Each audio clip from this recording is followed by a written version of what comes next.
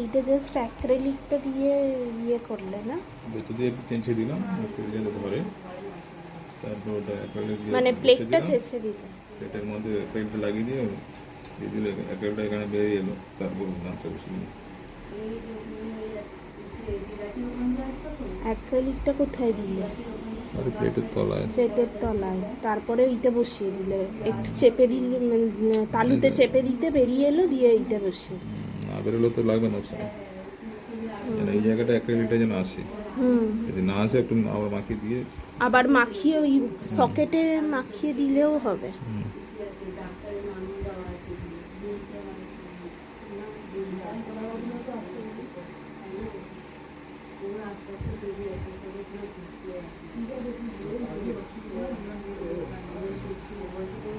যদি দরকার হয় এখানে একটু দিয়ে দেবো এই জায়গাটা।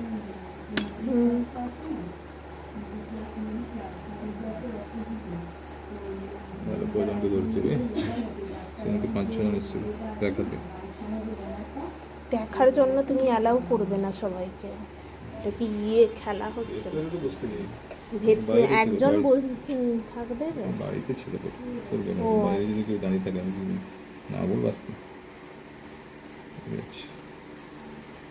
একদম সেম লেভেলে হয়ে গেছে।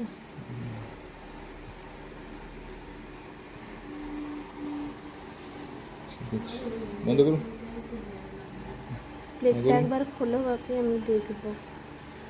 এরপর শক্ত হলে খোলা এই প্লেটটা কি ও তোমার কাছ থেকে বানিয়েছে? দেখি এইটা একটুখানি।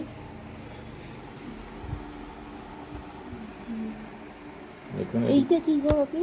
এইটা ওই তো রুটের সকেটের মধ্যে ঢুকে গেছে, কেটে দেবো এটা।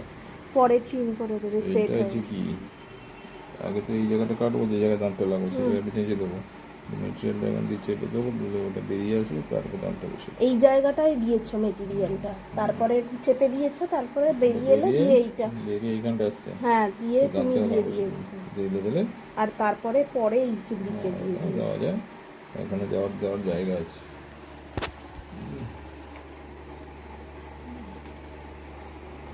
ইঞ্জেকশন দিয়ে দিই শক্ত করে দিয়ে।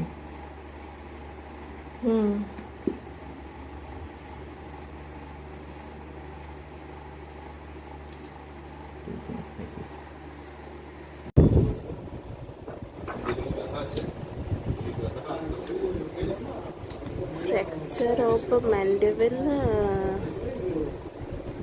within the midline of mandible in the symphysis area and in the ramus area that cross the third molar area, third molar teeth.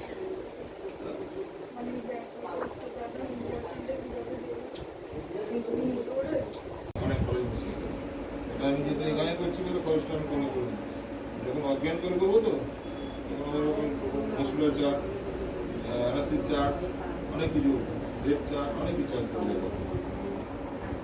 ভয়বার কিছু নেই, কাজ হবে একই রকম কাজ হবে, কিন্তু মানে ইঞ্জেকশনটা অবশ্যই গেলে যে লাগছে ওটা লাগবে না। তারপর ইঞ্জেকশন দিতেও দেবে